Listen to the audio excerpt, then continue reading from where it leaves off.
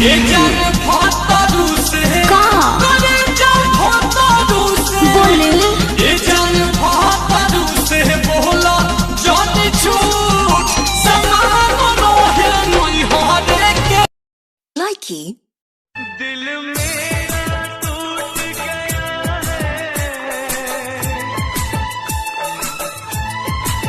ओ दिल मेरा टूट गया है बेदर्दी। बदलो आप, इतने पैसे खर्चे करके आपने नंबर तो वही रखा, ये मॉडल तो बदलो।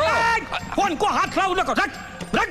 अरे तेरे को बदला क्या मैंने? नहीं ना, अरे मेरा फोन बदलने का बात नहीं करने का। ये बाबा तुमको मांगता, तू नाम बदल, कपड़ा बदल, मांगता है बाप भी बदल। आएंगे ठीक है, सबका डर से हुए हैं फरार, अब छपड़ा लौट के न जाएंगे। नूनी रोटी खाएंगे, जिंदगी समही बिताएंगे।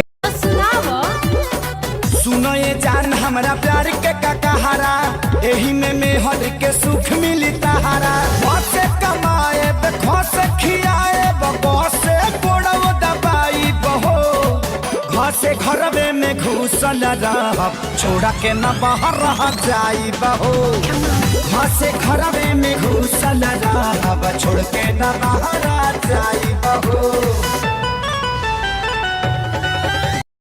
लाइकी